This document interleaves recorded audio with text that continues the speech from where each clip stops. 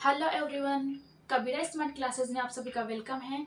जैसा कि हमने फर्स्ट क्लास में पढ़ा था, पार्ट्स ऑफ स्पीच के बारे में जाना था, कौन कौन से parts of speech English grammar में होते हैं। सेकंड क्लास में हमने देखा था कि नाउन के बारे में, नाउन की डेफिनेशन हमने देखी थी, नाउन का कॉन्सेप्ट देखा था, उसके कीवर्ड्स हमने देखे थे, साथ ही उनके कॉन्क्रीट नाउन, एब्स्ट्रैक्ट नाउन के बारे में हमने जाना था, और उसके साथ ही काउंटेबल, अनकाउंटेबल नाउन के बारे में जाना था। जिन्हें काउंट किया जा सकता है वे काउंटेबल नाउन, और जिन्हें काउंट नहीं किया जा सकता उन्हें कहते हैं अनकाउंटेबल नाउन। साथ ही उसमें हमने देखा था कि जिसे प्लूरल फॉर्म यानी बहुवचन बनाया जा सकता है इजीली, वो होते हैं काउंटेबल, लेकिन जिन्हें डायरेक्ट उन्हें प्लूरल फॉर्म के अंदर नहीं यूज किया जा सकता वो होते हैं अनकाउंटेबल नाउन। साथ ही हमने देखा कि हम देखते हैं कि जैसे हाउ मेनी का जो आंसर देते हैं वो होते हैं काउंटेबल। जो वर्ड आपको देखने पर जैसे बॉय गर्ल, इसके पीछे जैसे एस लगा देते हैं तो ये हाउ मेनी का आंसर देंगे, कितने बॉयज कितने गर्ल्स, ठीक है।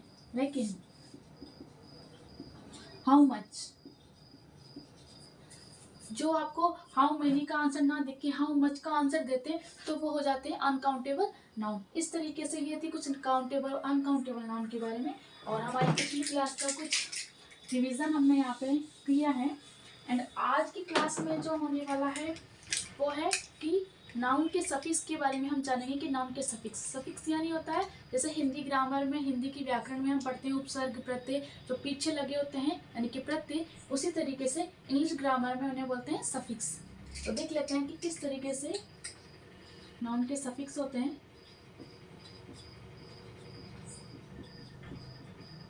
नाउन के सफिक्स हम देखते हैं, जैसे फर्स्ट हम देखते हैं यहाँ पे लिख देती हूँ ITY, सेकेंड यहाँ पे यूज कर लेते हैं हम ION, थर्ड यहाँ पे लिख लेते हैं ISM, फोर्थ यहाँ पे TH, फिफ्थ हमने यहाँ पे ले लिया है ER, सिक्स हमने यहाँ पे ले लिया है NES, सेवंथ हमने यहाँ पे ले लिया है मेंट, एट्थ हमने यहाँ पे ले लिया है शिप। ठीक है, ये कुछ सफिक्स है जिनकी हेल्प से हम नाउन बना सकते हैं। जैसे कि एक वर्ड यहाँ पे लेते हैं हम रियल, जैसे ही आप रियल में ITY ऐड करेंगे तो ये बन जाएगा रियलिटी। कहते हैं ना कि आपको उसकी रियलिटी नहीं पता है अभी तक, तो ये कैसा है, ये रियलिटी बन गया यहाँ पे। जैसे यहाँ पे ION यूज करने के लिए हमने यहाँ पे सेलेक्ट वर्ड यहाँ पे यूज कर लिया है, इसके पीछे जैसे ही आप ION यूज करेंगे तो ये बन जाएगा सिलेक्शन। नेक्स्ट हम यहाँ पे देखते हैं ISM, जैसे हिंदू के अंदर आप जैसे ही ISM यूज करते हैं तो ये बन जाता है हिंदुज्म। इस तरीके से जैसे TH हम ले लेते हैं इसके लिए भी कोई वर्ब, जैसे ग्रो, जैसे TH इसमें यूज करेंगे हम तो ये हो जाएगी ग्रोथ। तो इसकी कितनी अच्छी ग्रोथ है। इस तरीके से ER, जैसे हम इसके लिए भी कोई वर्ब ले लेते हैं ड्राइव, तो जैसे इसमें ER ऐड करेंगे तो ये बन जाएगा ड्राइवर, एक ही हट जाएगा, ठीक है। नेस, इसके लिए हम जैसे फेयर वर्ड यूज कर लेते हैं फेयर, जैसे ही आप इसमें NESS लगाएंगे तो ये बन जाएगा फेयरनेस। यहाँ पे मेंट के लिए हम जैसे ले लेते हैं मैनेज, कहते हैं कि तुझे मैनेज करना नहीं आता, तुझे मैनेजमेंट का कोर्स करना चाहिए, तो ये उसी तरीके का मैनेज है, मैनेज। यहाँ पे हमने ले लिया है मेंट, तो ये बन जाएगा मैनेजमेंट। इसी तरीके से और भी वर्ड यहाँ पे यूज कर सकते हैं, जैसे सेटल है, सेटल के अंदर पीछे मेंट लगाएंगे तो सेटलमेंट बन जाता है। यहाँ पे शिप, जैसे शिप के लिए हम लेते हैं यहाँ पे फ्रेंड वर्ड लेते हैं, फ्रेंड के साथ क्या होती है, फ्रेंडशिप होती है, तो जैसे आप शिप वर्ड यहाँ पे यूज करेंगे तो ये बन जाएगा फ्रेंडशिप।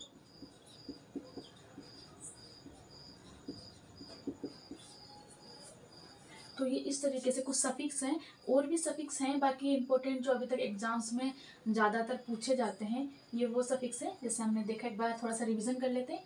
ITY ऐड किया तो रियल का रियलिटी बन गया, ION आप यूज़ किया तो सेलेक्ट का सिलेक्शन बन गया, ISM यूज़ किया तो हिंदू का हिंदूज बन गया। TH वर्ड यूज़ किया, सफिक्स यूज़ किया तो ग्रो का ग्रोथ हो गया यहाँ पे। ER यूज़ किया तो ड्राइव का ड्राइवर हो गया। नेस वर्ड सफिक्स आप यूज़ किया तो फेयर का फेयरनेस हो गया। मेंट यूज़ किया तो मैनेज का मैनेजमेंट हो गया। शिप यूज़ किया तो फ्रेंड का फ्रेंडशिप हो गया। जैसे और भी यूज़ कर सकते हैं, जैसे रिलेटिव है तो रिलेटिव रिलेशन है, तो रिलेशन के पीछे जैसे आप शिप यूज़ करेंगे तो रिलेशनशिप वहाँ पे बन जाता है। तो इस तरीके से ये कुछ सफिक्स है जिनकी हेल्प से आप नाउन के बारे में पता कर सकते हैं। जैसे आप पीछे देखते हैं कि इस तरीके के वर्ड्स आपको दिखाई देते हैं और आप पता नहीं लगा पा रहे कौन सा नाउन है, तो ये आपकी कुछ हद तक वहाँ पे हेल्प करेंगे ऐसी जगह पे जहाँ आपको पता ही नहीं लगा पा रहे कि कौन सा नाउन है। और देख लेते हैं इनके अलावा जैसे अभी तक नाउन से रिलेटेड किस किस तरीके से क्वेश्चंस एग्जाम्स में पूछे गए हैं वो हम थोड़ा देख लेते हैं। ये तो बात हो गई सफिक्स की। अब बात करते हैं कि एग्जाम्स में किस किस तरीके से क्वेश्चंस आ रहे हैं। जैसे मैं लिखती हूँ यहाँ पे, I love my country but my love for humanity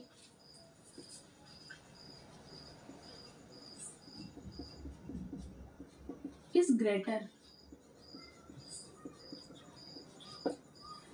तो आप इसमें देख पा रहे होंगे यहाँ पे ये सेंटेंस है। जैसे ये एग्जाम्स में आने वाले क्वेश्चंस मैं करवा रही हूँ, कोई ऐसा नहीं कि मैं मेरे मन से क्वेश्चंस करवा रही हूँ।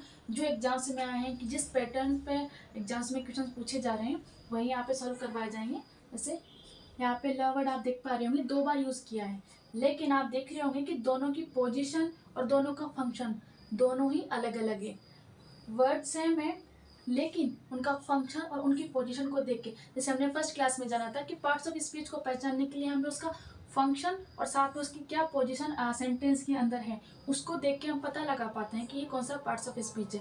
जैसे आप देख पा रहे होंगे यहाँ आई के बाद लव का यूज हुआ है, यानी ये क्या है यहाँ पे एज ए वर्ब की तरह यहाँ पे ये फंक्शन कर रहा है। और यहाँ पे आप देख पा रहे होंगे माई, माई कभी सिंगल नहीं आता है। यहाँ पे इसने कौन सा नाउन यूज किया है लव, तो ये क्या हो गया, ये यहाँ पे नाउन हो गया। तो इस तरीके से आपने देखा कि पोजीशन और फंक्शन देख के किस तरीके से हम पता लगा सकते हैं कि कौन सा पार्ट्स ऑफ स्पीच है। और किस तरीके से एग्जाम्स में क्वेश्चन आते हैं, जैसे हम देखते हैं यहाँ पे हर हेयर इज ब्लैक। ठीक है, अब यहाँ पे हेयर देख के आप पता लगा पा रहे होंगे कि ये नाउन है, लेकिन ये भी हमें साथ में पता होना चाहिए कौन सा नाउन है, काउंटेबल है या अनकाउंटेबल है। यहाँ पे ये है अनकाउंटेबल नाउन। ठीक है, नॉर्मली क्योंकि सिर के बालों को नॉर्मली गिना नहीं जा सकता। हम कह जरूर देते हैं कि आला मैं गिन के बताऊँ तेरे बाल, लेकिन नॉर्मली गिना नहीं जा सकता है, इसलिए इसको रखा जाता है अनकाउंटेबल नाउन के अंदर। साथ ही जैसे एक सेंटेंस देखते हैं, जैसे wisdom is better than strength. अब विजडम और स्ट्रेंथ दोनों ही नाउन है सेंटेंस के अंदर, लेकिन यहाँ तो हमने देखा था काउंटेबल और अनकाउंटेबल, और इस सेंटेंस में विजडम वाले में नाउन है, लेकिन किस तरीके का नाउन है, कॉन्क्रीट नाउन है, एब्स्ट्रैक्ट नाउन है। विजडम को फिजिकली नहीं देखा जा सकता, टच नहीं किया जा सकता। ठीक है, तो इसलिए वो क्या है, एक एब्स्ट्रैक्ट नाउन है। और देखते हैं किस तरीके से क्वेश्चन आते हैं। जैसे यहाँ पे इस तरीके से आपसे पूछा जा सकता है, मेंबर ऑफ पार्लियामेंट।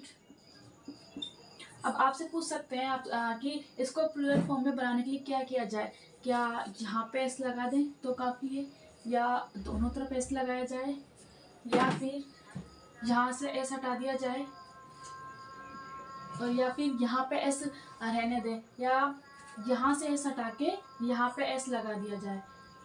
तो इस तरीके को वर्ड्स को बनाने के लिए प्लूरल फॉर्म में इस जगह पर मेंबर के अंदर आपको एस लगाना होगा, यानी मेंबर को मेंबर्स में बनाना होगा। तो इस तरीके से हमने देखा, 4 तरीके हमने देखे नाउन से रिलेटेड जो क्वेश्चंस अब तक एग्जाम्स में पूछे जा रहे हैं।